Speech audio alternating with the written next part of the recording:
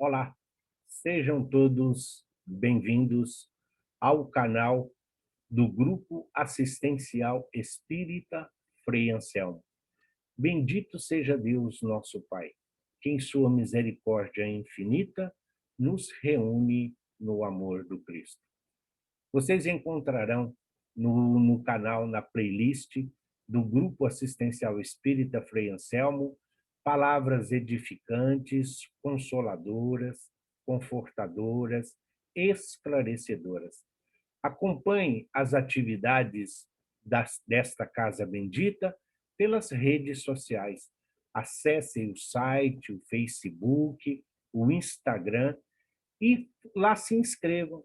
Inscrevam-se e repassem para os seus amigos, para os seus familiares, em seus grupos sociais, para que ajude-nos a divulgar a doutrina espírita, a doutrina que é pela emancipação do ser. Grupo Assistencial Espírita Frei Anselmo, esta casa bendita que nos oferece sempre a oportunidade de trabalhar e de servir. Servir para aprender a amar, para que amando possamos melhor servir. E hoje nós vamos falar, então, do livro Vinha de Luz, numa psicografia de Francisco Cândido Xavier, ditado por Emmanuel, onde na lição 72, com o título de Não às Palavras, Emmanuel retira da primeira carta de Paulo aos Coríntios, no capítulo 4, o versículo 19, que diz assim: Mas em breve irei ter convosco, se o Senhor quiser, e então conhecerei não as palavras dos que se sentem inchados, mas a virtude.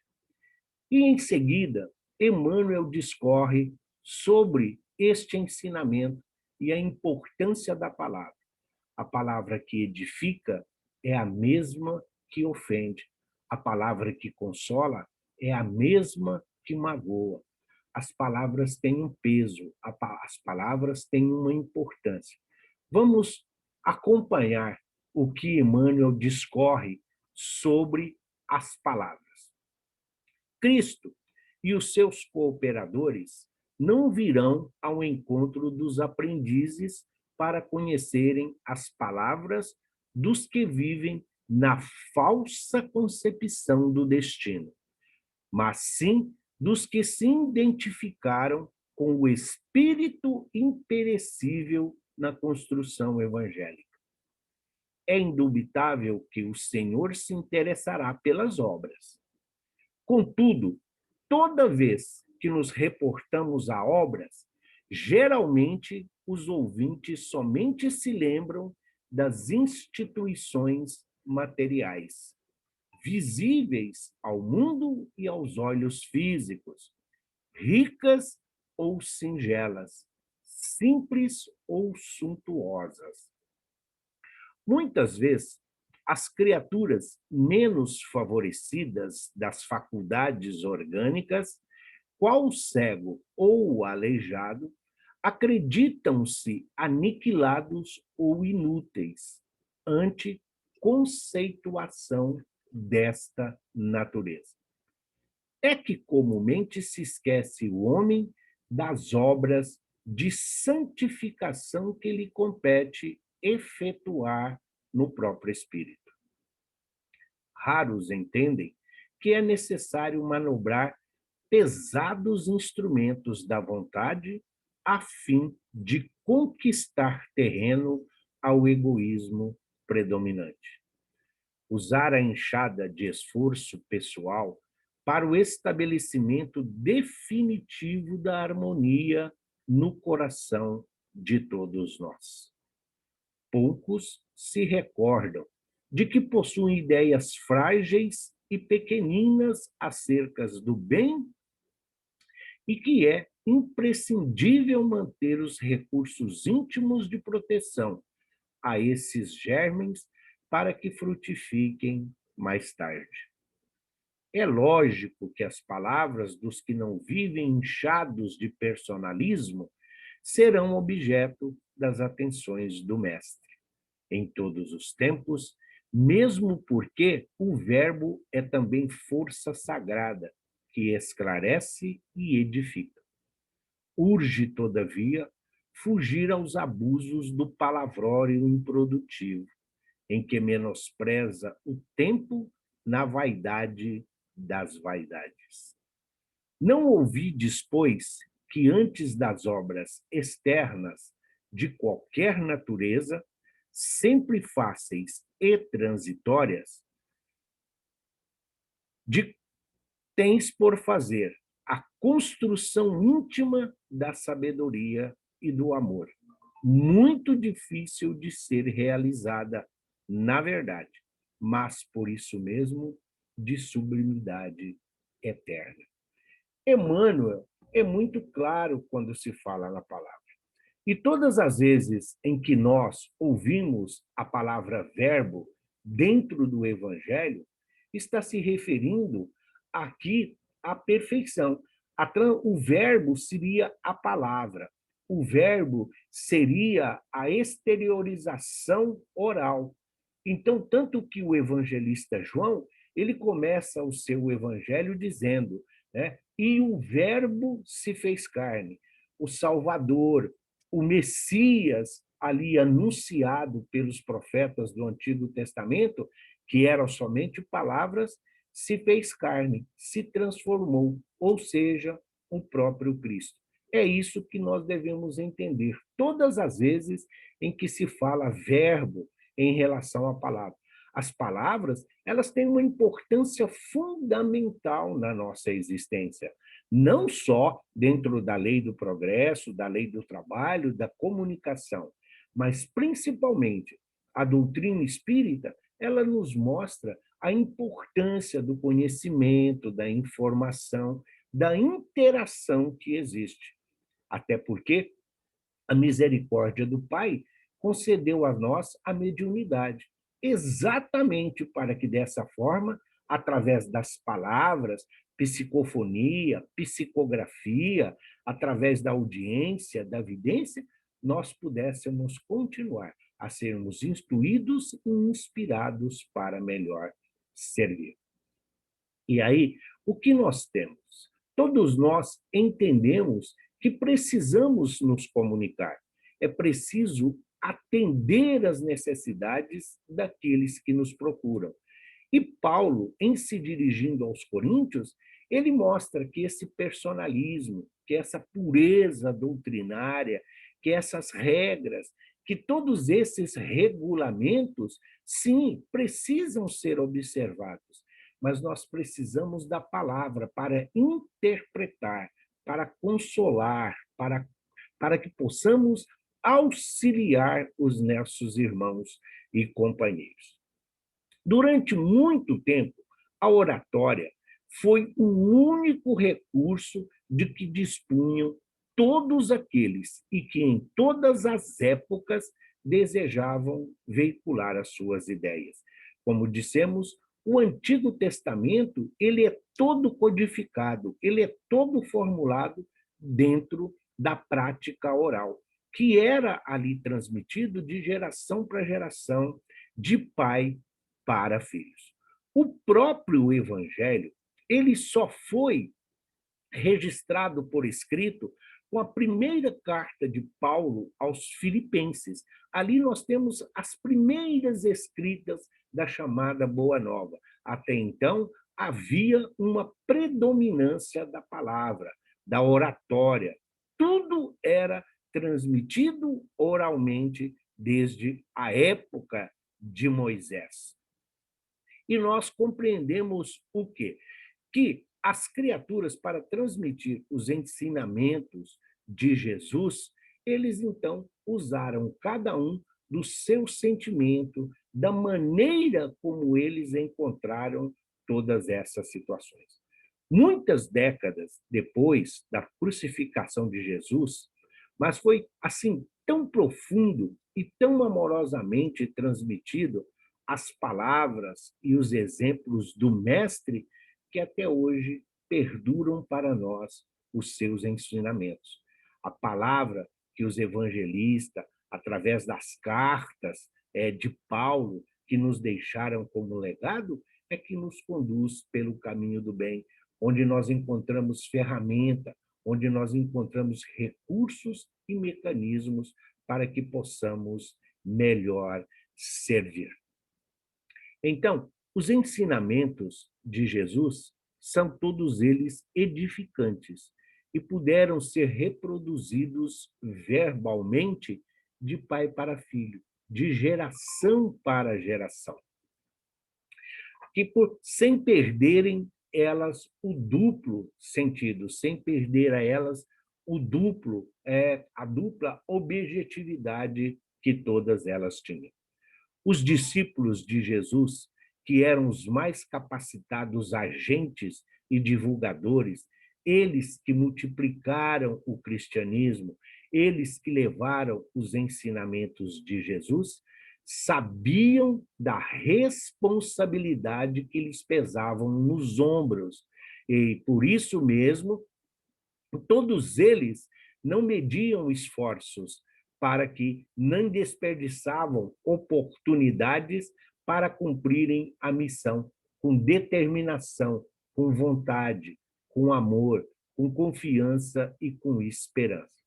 Por isso, tendo sido a grande voz do cristianismo junto aos gentios, junto aos pagãos, Paulo recomenda a todos nós, em suas epístolas ou cartas, como queiram, que toda palavra dita em nome do Cristo, que toda palavra dita em nome de Jesus, deve ser boa para a edificação, para que se dê graça a todos aqueles que ouvem.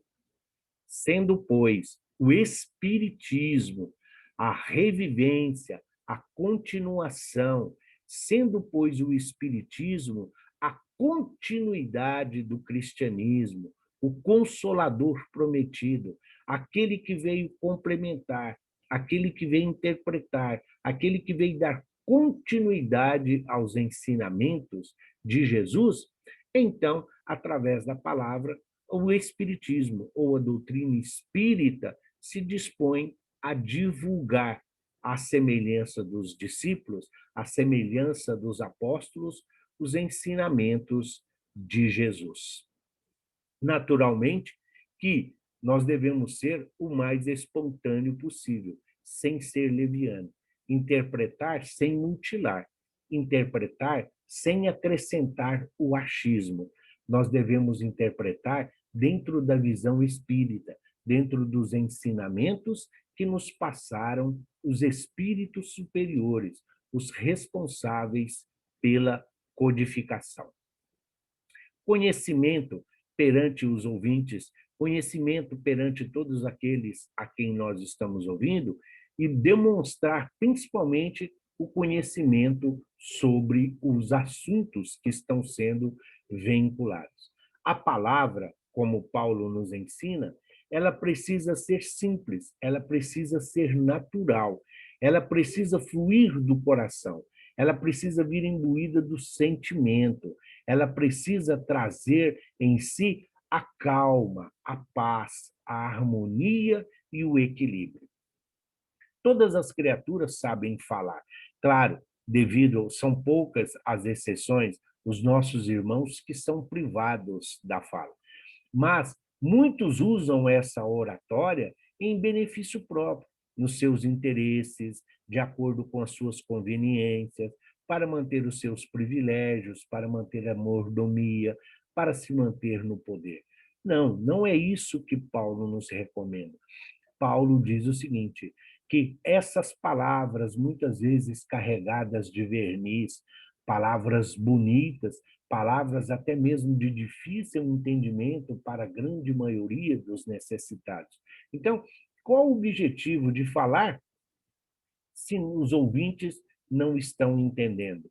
Qual a maneira, qual a utilidade de falarmos das obras da codificação, das obras complementares, se quem está ouvindo não está entendendo e muito menos compreendendo o que todos nós estamos falando? É isso que ele vem nos dizer. É isso que Emmanuel nos recomenda na lição tão edificante aqui do Vinha de Luz. Que as palavras, sempre que nós as proferir, é preciso lembrar que nós somos os primeiros ouvintes. Somos nós que estamos ouvindo, somos nós que as estamos proferindo. Ou seja, nós estamos falando antes de mais ninguém para nós mesmos. Somos nós que precisamos absorver, somos nós que temos que praticar, somos nós que temos que exemplificar aquilo que nós estamos dizendo, aquilo que nós estamos transmitindo. Então, não é simplesmente dizer, as palavras, elas funcionam para nós como verdadeiras ferramentas, como o Emmanuel diz. Não é fácil de vivenciar todo esse aprendizado. A enxada, muitos queriam ser aquela enxada para estar ali, limpar o jardim, né, retirar as ervas daninhas, ou até mesmo o joio que cresce ao lado do trigo. Mas é preciso lembrar que a enxada também, ela remove o lixo. A enxada, por exemplo, é muito usada na construção, na edificação dos lares. E nem sempre ela vai estar ali bonitinha, limpinha, ela vai estar sempre ali pronta para qualquer um que possa usar. Essa mesma enxada que tem essa utilidade, esta mesma enxada que tem essa importância, em mãos perigosas, em mãos viciosas, pode se transformar em uma arma. Então, o que não dizer para nós dessas ferramentas, desses instrumentos que nós usamos para passar conhecimento e informação? Será que nós estamos sendo um bom instrumento? Será que nós estamos sendo uma boa ferramenta? E, por outro lado, se nós estamos na condição de assistidos, se nós estamos nas condições de necessitados, o que nós estamos fazendo com aquilo que nós estamos ouvindo? Nós estamos simplesmente ouvindo e passando adiante? Nós estamos simplesmente ouvindo sem absorver, sem fazer uso? Nós sabemos o que a criatura está dizendo? Será que nós paramos para refletir sobre o que está sendo dito? Isso é verdade? Isso está de acordo com os ensinamentos de Jesus? Isso está correto perante aquilo que os benfeitores espirituais, sob a supervisão do Espírito de Verdade, passou a Kardec? Está de acordo com a emancipação do ser? Então, quando nós olhamos para nós temos que entender que somos todos aprendizes. Não existe professor de espiritismo, não existe instrutor de espiritismo. Na doutrina, somos todos aprendizes. Existem aqueles que estudam, que pesquisam, tem aqueles que têm mais facilidade de compreensão. Então, passam as suas experiências, passam as suas pesquisas àqueles que comungam do mesmo interesse, que comungam dos mesmos ideais, dos mesmos objetivos. Da mesma forma em que os apóstolos, os discípulos de Jesus, o próprio Paulo, dentro das comunidades por eles fundadas, dentro das suas viagens missionárias, eles levavam a palavra de Jesus através da exemplificação. Todos eles curavam, todos eles confortavam, todos eles esclareciam, todos eles viviam de uma vida simples, e principalmente mostrando a transitoriedade da vida e dos bens materiais. Sim, nós devemos deles fazer uso, se faz necessário para todos nós. Os bens materiais, assim como os dons que nós recebemos do Pai, devem servir para nós de alavanca, deve servir para nós de instrumento, mas nós não podemos nos abdicar da tarefa de trabalhar e de servir. Nós não podemos deixar de consolar e de confortar, de não julgar, de não entrar em debate, de não discutir. Então, não às palavras é não à discussão, é não à discórdia, é não ao debate. Argumentar faz parte, sim, da nossa existência. É preciso preciso eliminarmos não só o orgulho e o egoísmo, mas é preciso também eliminar essa cultura de que porque está na Bíblia está correto, porque a igreja tal, porque a religião tal, porque a denominação religião, porque a determinada denominação religiosa fala, isso é uma verdade absoluta. Não, não existe verdade absoluta. A única verdade que existe é o Cristo. Ele próprio nos garantiu, ele próprio nos disse: eu sou o caminho, a verdade e a vida. Em todos os ensinamentos que Jesus teve, não só junto aos apóstolos, a comunidade, a época em que ele viveu aqui, encarnado entre nós, Jesus sempre dizia: em verdade vos digo. Quando Jesus, então, se manifesta a Kardec para a codificação, Jesus, para preservar Kardec, Jesus faz uso do pseudônimo, do codinome, o Espírito de Verdade, dizendo o quê? Conhecereis a verdade e a verdade vos libertará. Que verdade é essa? O que Jesus está se referindo? Exatamente através da palavra. Uma vez que Jesus nada deixou escrito, e tudo que nós sabemos, tudo que nós conhecemos, tudo que chegou até nós hoje é exatamente o trabalho dos apóstolos, dos discípulos e principalmente de Paulo de Tarso, que foi quem aí se dirigiu ao Ocidente, trazendo-nos a oportunidade bendita do conhecimento do Evangelho e dos ensinos de Jesus. A doutrina espírita é uma doutrina de oratória.